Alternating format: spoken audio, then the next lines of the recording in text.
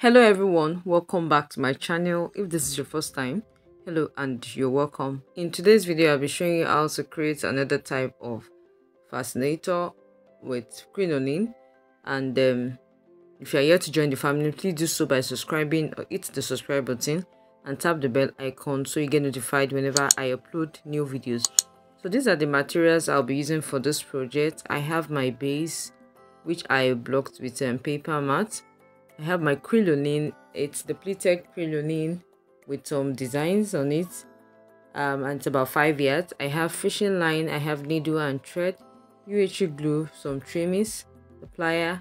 I have my art wire, glue gun and the glue stick, and I have my spray paint, the measuring tape, and every other thing you're seeing on the screen.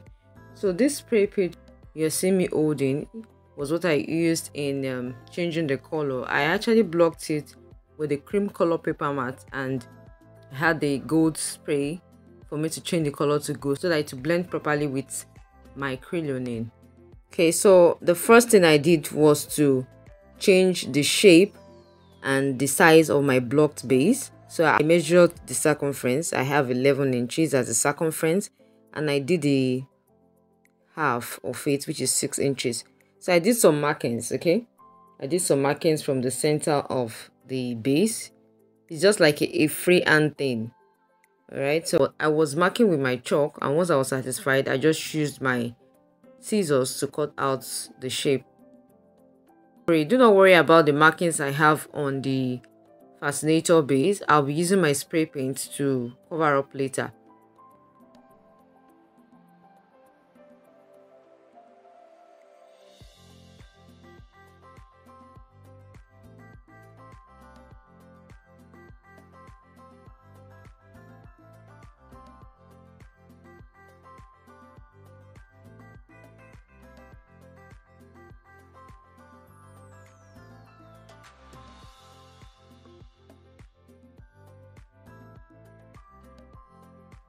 Okay, so I have the shape that I wanted and I've sprayed it properly. If you notice that the inner part of the base is now the same color as the outer part, I use my spray paint to do that. Okay, so I'm trying to fold in the edge in by 1/2 inch. Okay, this will serve as a casing for our art wire. So I just fold it like that in and I'll just continue with the process. So if you can get mold or art glue that can do this, then it's actually fine. You can get that and mold directly. But since I didn't have that at the time I was doing this recording, I just had to improvise. Okay, so I have measured the circumference of my base and I have about 22 inches. I added 2 extra inches or 2 to 3 extra inches allowance for us to overlap our wire. So please watch how I'm going to wire this base. You can see that the shape is more or less like a teardrop. So I'm going to also make my wire. I'll bend my wire to form the particular shape I have. And that extra inches is what is going to be doing the job of the overlapping part. I hope you can see what I'm doing. So I just use my plier to bend. I'm using the thick wire at this point. I think as at the time I filmed this tutorial, I had the thick hot wire. Okay, so after doing that, I'm just going to place the 2 ends together while they overlap, and I'll use paper tape or thread to tie it. I'm just trying to make sure that it fits in properly, as you can see.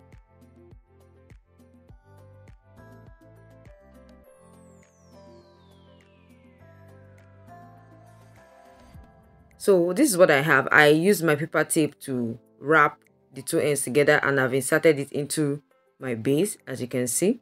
And I'm going to go ahead to use my hot glue to seal the ends of my base onto the wire. Okay, I've attached the wire to my base, as you can see, and I was actually doing some markings because I want to bend this part of my base upward. Okay, so I did some markings, and if you're trying to do something like this, please make sure you are accurate with the measurements. Okay, just measure from one end to the other, and please be careful while trying to do this. I just bend it a little You just keep watching, you understand the concept later. If you are yet to join the family, please do so by hitting the subscribe button. I aim to hit 100 subscribers if possible before the end of this year. Okay, and I appreciate you all. If you are watching this video and you like to see more of my tutorials, please motivate me by subscribing and leave a comment below, like and share with others. So I have my crinoline, which I'm going to be using to design my fascinator base. And at this point, I would like you to please watch how I'm going to proceed into doing this. I may not really be able to explain what I did here, but while you watch, you will have a better idea. Okay, so the crinoline I have is about 5 yards, and I am going to tie one end like we usually do, and I'm going to just place it like that and tack. I'll be using my needle and fishing line at this point. You can as well use needle and thread if you want to. I prefer to use fishing line for this kind of project.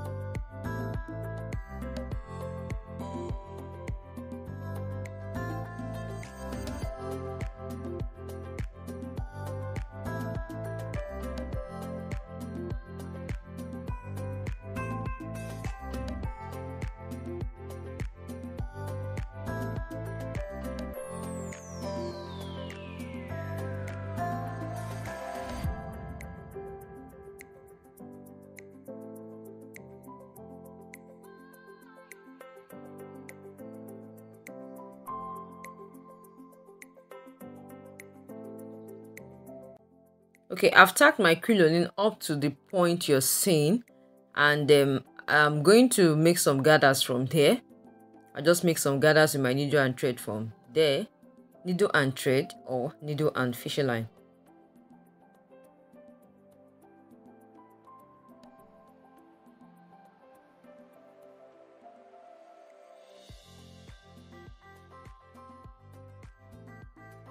At this point, I have sewn loose stitches from that point till the end of the crinoline.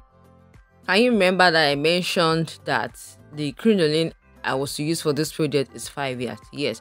So from the 5 yards, I had cut out about 22 inches before I continued. Okay. So the remaining is what I have gathered or what I have sewn onto my base, as you can see. So after gathering it up, I'll just keep on tacking. Okay, so I just gathered up and freestyled, found a way of putting them together like that, and I'll be tacking it to that point that is being raised up, as you can see. So I've done the tacking, as you can see now, and I'll go ahead and use my UHU glue from the under part of the crinoline, that's from the inside. I'll just put glue, allow it dry a little, and then apply pressure. I'm doing this to make sure that the crinoline is sitting properly on this part of the base. Right? After sewing, it's possible that we have some parts that are still open. The glue will help with those parts, okay?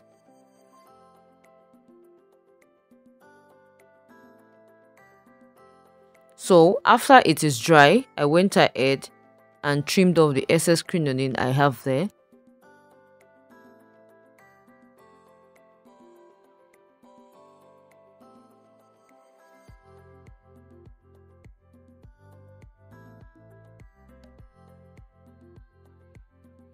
And then I cover the inner part with trimmings, and I have attached my headband, as you can see. So the crinoline that I have left, I will just gather it up. There is always a thread on one side of the crinoline, so that's what I'm using to form my gathers. So I just pull it together like that, and gather it up like this. Okay, you could use needle and thread. I think I changed my mind. I used needle and thread because it pulled off.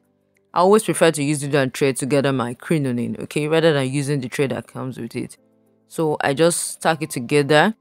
I just want to make the design fuller, okay. I attached the crinoline on top of it just to make it more full. You know, when it comes to things like this, it depends on how creative or your as you're working, you know, the way you see your design while you're working will determine what you want to do next, or what you want to attach to it to make it more full or more beautiful. So I just went ahead and did some little tackings, and yes, our design is ready. You can see the inner part is being covered with trimmings to make it beautiful. When you're making stuff like this, both the outer part and the inner part must be very, very neat. Okay, so we have come to the end of today's tutorial. I hope you enjoy it. Please let me like, share, and leave a comment below. Thank you.